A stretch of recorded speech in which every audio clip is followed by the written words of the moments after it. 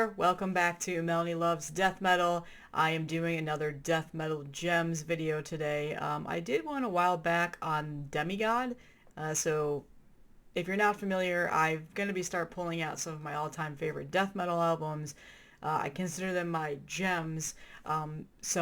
Some of them I've been trying to get into my collection. I had them when I was younger. I don't own them anymore, or I never owned them before, but always have listened to them digitally. And so Demigod was recently just reissued on Spart Records, so I picked that up, showed it off in a video, and now I've been hunting for other ones, and I've actually gotten quite a few since I've made that video, and I figured time to get caught up and time to start talking about these things. But one that I'm going to talk about today is from a band out of Holland, or the Netherlands, as people would say. I don't know how too familiar they are with my audience. I'm assuming most of you will know who this band is. Can't talk today. And some of you may have never heard them. I'm not too sure. For me personally, I feel like they're a little bit of a under the radar death metal band. Well, technically death thrash. They don't get as much love as they probably should. So yeah, and what I'm talking about is Thanatos, Realm of Ecstasy. So Thanatos, like I said, they're out of the Netherlands. This is their second full length. They came out in 1992. I believe their first came out in like 1990 or something like that. And this is a reissue that came out on Century Media in 2012. So a little bit of a background. Like I said, this is their second full length. They're still active. They started off in the late 80s, I think. Their first album was out like 1990. They had a bunch of demos out before that. I think their first demo dropped in 1984. So they've been around for quite a while. But this is their second full length that came out in 1992. And for me personally, this is the only one that I was familiar with when I first, heard about this band. This is the first album I ever heard from them. And admittedly, I prefer this one over their first full length. I think their first full length is really good, no doubt. But this one has always stuck with me more. And I've considered it to be one of my all-time favorite. Death metal albums is definitely death thrash. There's definitely those thrashy elements on here, so I guess they're considered death thrash. But it's got those, low-end, guttural, like raspy death metal vocals. It's very full death metal vocals, and then there's some very thrashy guitar riffage and guitars on here, as well as drumming. Yeah, I recently got this off of Discogs from a bookstore. They were selling it for $16. And like I said, this is a reissue that came out on Century Media in 2012. They were originally signed to Shark Records back in the day, and they released a couple albums, like one or two albums. And then they had some issues with their distribution and their record label, and they hopped around for a while. And then back in 2012, Century Media signed them, and it partly, like, the contract was going to be, we're going to reissue your studio albums, and then it turned into, they signed them to, they also made a new album. So they're still very active. Oops. And I believe they just released an album a couple of years ago on, was it Listenable Records? And admittedly, I have not heard that. So, as always, I show off the vinyl for everybody because you guys are huge vinyl nerds. Let me just get my notes up here so I don't miss anything while I'm talking about this.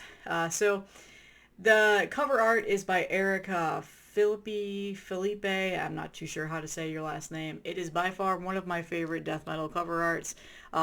Admittedly, when I first saw this, I remember I first saw this record. It was a CD at a local record store that I went to in Joliet, Illinois all the time, and I thought that this was going to be a heavy metal album, just from the album cover alone. It was either going to be heavy metal or thrash. Definitely has that thrash in here. Like I said, it's death thrash, so I wasn't too far off in that regard. But I remember really, really loving the cover art on this. And then, side note, when this was first pressed, I guess Ecstasy was misspelled on a lot of the copies, and so, but I unfortunately don't have that copy because obviously they reissued this in 2012 and didn't do that misprint. So if there's anybody out there that has some original copies, you may have the misspelled one. I'm not too sure, but I was reading about that when I was investigating and researching this band a little bit. So yeah. Yeah, Shark Records. They later signed to Central Media in 2012. They reissued albums, and now they're still full speed ahead. They did have a lot of issues of member rotation and like label problems, but this reissue is kind of a little bit beat up, as you can see, but again, I got it for $16, so I wasn't going to complain too much, and really, the cover is still in pretty good shape, and the vinyl is practically brand new, but yeah, it has a printed inner sleeve. As you can see, it's got a tear right there, so the vinyl sticks out, so I'll probably get a new sleeve to put it in. Members of the band, pictures of the band, which I personally love, like they're very young.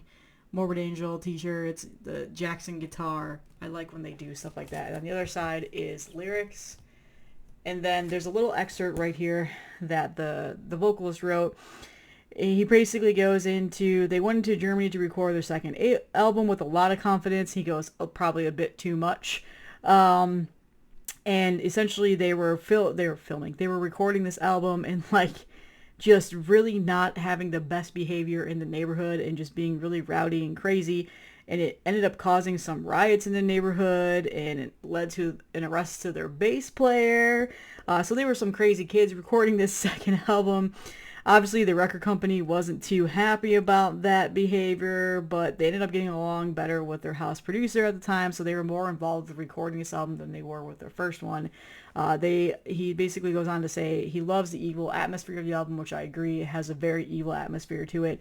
And then this is some of the best songs that he feels that they've ever written, which I agree. I think, in terms of, from what I'm familiar with of back in the day, this is by far some of their best music. The only thing that he kind of goes on about and says the con to this is that he's not a big fan of his vocal style in here. He thinks it was a little bit too monotone, and that they could have had a little bit more aggression. That's not really something that I thought when I first listened to this album, when I listened to it, recently again.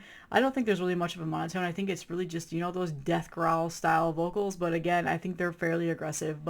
And when you compare to other death metal bands in this time, like I think they're perfect. But, people making the music are usually a little bit more critical of their performances. But yeah, I thought that was just a fun little history tidbit. This is the orange vinyl. I'm not too sure what other colors Century Media pressed. But yeah, like I said, 2012 reissue. I found this from a bookstore on Discogs for $16. So I couldn't pass it up. So very happy. Two of my favorite songs on here are In Praise of Lust. It has like a great, just a really awesome dirty style of a guitar solo in here. Just gets stuck in my head. It's a very madness, like pick scraping craziness guitar solo. Reminds me a little bit of Dimebag, just with how the way it's played. And then Perpetual Misery obviously is a great song. The two go hand in hand. They join really well together. They connect together on the album. They sound great. But overall, I don't really have anything negative to say about this album. Every single song stands out on its own. It's not boring whatsoever. Every song holds their own weight on the album. I don't think that there's a weak song at all. I think they all flow well together. I don't find any song to be a mismatch on here. And it's a really fun listen. It goes by quick. And I find that I tend to flip it back over and start spinning over and over again when I'm listening to it. So very, very happy that I finally have this now. I'm not too sure if these are easy to find. Like I said, found mine on Discogs. I did see some original presses on there for around $60 when last time I looked. But for me, I was happy with this. And like I said, they just released an album a couple of years ago. I still need to go and listen to it. But yeah.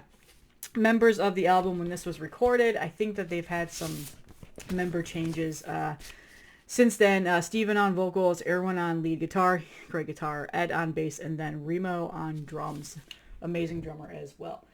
So yeah, this is one of my death metal gems. I just realized there's a flyer in here of Century Media's massive death metal campaign in 2012. Here we go. Yeah, it's a flyer here of some stuff that they pressed. So they pressed the first two. It looks like they pressed the first two Thanatos albums on this flyer. I don't know if they've done... Gotta keep bumping into things, but yeah, here's the flyer. So pretty cool. So yeah, like I said, $16 Discogs, couldn't be beat. The jacket is in very good condition. The printed inner sheet is just a little bit banged up, but that's an easy fix. I can get a whole new inner sleeve to put the vinyl in. But yeah, so that's all that I have today for my death metal gems. Like I said, I've been hunting and I've been trying to find some. I do have about 3 or 4 that I've gotten into my collection recently, or that I've been rekindled with. I've found in a box in our storage unit. Tapes that I have kept and held on to, never got rid of from back in the day. One of them being a Morgoth tape, which I was like, oh my god, I still have it.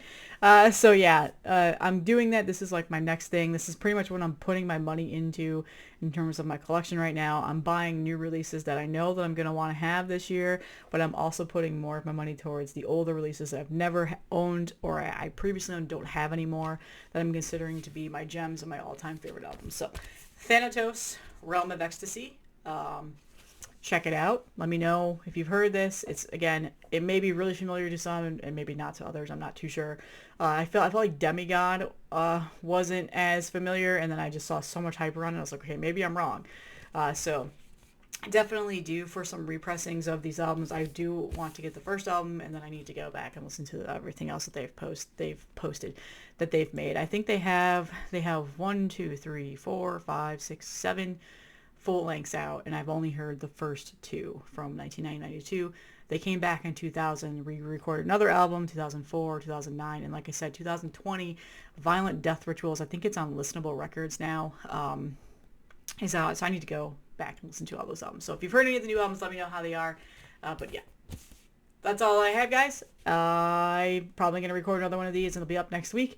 And yeah, I will see you in the next one.